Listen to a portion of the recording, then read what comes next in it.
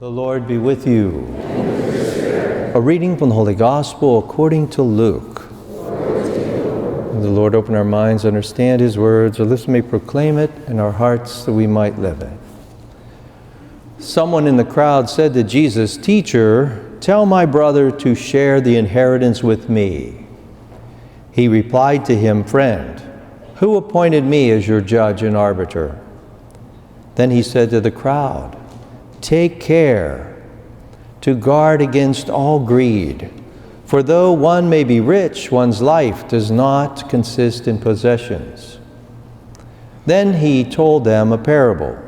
There was a rich man whose land produced a bountiful harvest. He asked himself, "What shall I do? For I do not have space to store my harvest." And he said, "This is what I shall do. I shall tear down my barns and build larger ones. There I shall store all my grain and other goods. And I shall say to myself, now as for you, you have so many good things stored up for many years. Eat, drink, be merry." But God said to him, "You fool, this night your life will be demanded of you. And these things you have prepared, to whom shall they belong?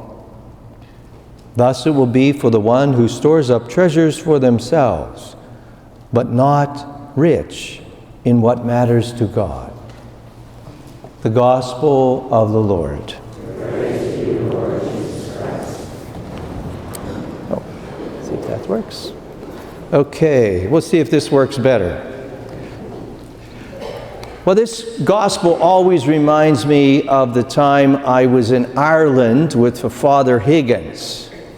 Father Higgins was a priest from the Diocese of Greensburg. He was much older than myself, and in a sense gone to God. But we were out there, we would travel together, and we went to Ireland. We were just traveling ourselves, and we went to one of these very famous monasteries right on the lake. And it was a Benedictine monastery, and it was quite the place for everybody to visit. If you see any of these images of Ireland, you'll see it. It's a beautiful monastery with a lake in front of it. So we stopped there, secretly hoping that the monk would allow us to spend the night for free. And of course we went in, we met with him. His name was Father Paul. He was just a little short fella, and shorter than me, so you know he was short. And Father Higgins was this big fella. He was quite a large man. And so we go in there and we hint around, but the guy doesn't invite us to stay. So we said, well, you know, we got to get going. We got to find a place to go.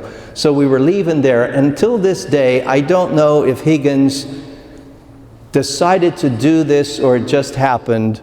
But as we were down the road a little ways, he said, "Oh, I left my camera in the chair in the monk's house. We have to go back." So by the time we got back, the monk felt it was too late not to invite us to stay. Wise man, Higgins.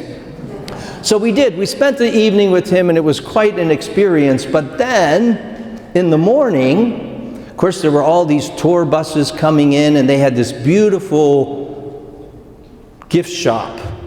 So we go into the gift shop and everything, and Higgins is standing there in front of this big mirror, and he's trying on a cashmere coat. A big cashmere coat. And he's saying, "You know, I should buy this to show the monk that we appreciated letting us spend the night here." So he's parading around with that on, and the little Father Paul comes over, and he looks at him and he says, "What are you doing, Higgins? What are you doing? Are you buying a shroud?" He says, "A man of your age.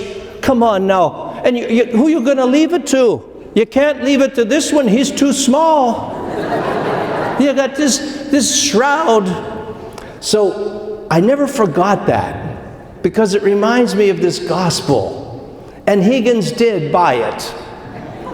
And he didn't leave it to me. I only saw him wear it one time. But I think he left it to one of his nephews who were also kind of big fellas.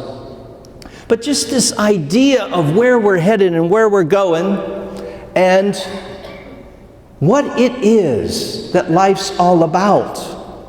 No, you know that song from Madonna? Not our Madonna, but the Madonna rock star. That I'm a material girl in a material world. We're all a bit like that, to be honest. We spend so much time consumed with material things in our material existence, and yet, what do we have at the end of our life? We know this. We know that we don't take anything with us when we die,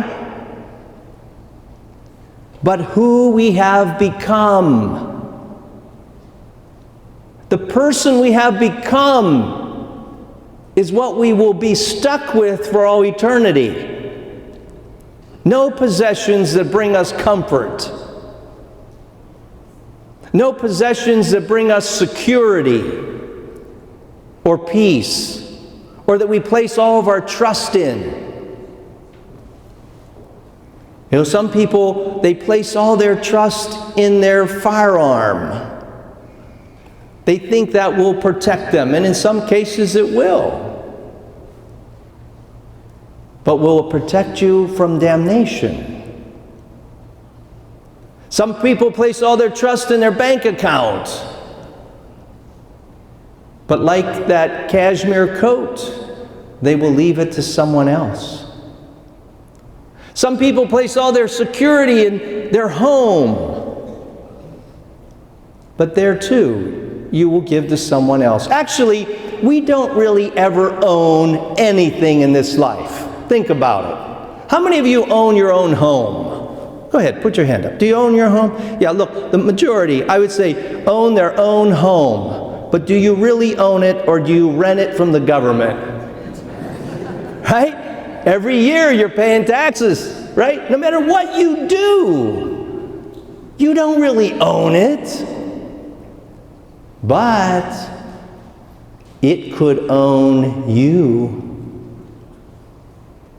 What you worry about, what you have to take care of, what you have to upkeep. What is everlasting? Why we gather here on a Saturday night? Because of our connection and relationship with God, who we will be with for all eternity. That's what really matters. You know, we gathered all of our parish, pastoral council people and finance council people of what was 7 different parishes all together last Saturday here to consider who we are as a parish. What are we supposed to be and do as a parish? Live our faith in Jesus Christ and pass it on to the next generation. And then say, with all of the resources that we have, that's to support that goal. It's not a goal in and of itself. Every material thing is to support that goal. But knowing and living that goal is the most important thing. You, in your own personal lives, me and mine, in this community, ask yourself, what will you not let go of? What matters most to you? If it's any material thing that is more important than your eternal salvation, or the eternal salvation of your loved ones, you're a fool. I'm a fool. And the Lord, He's not fooling.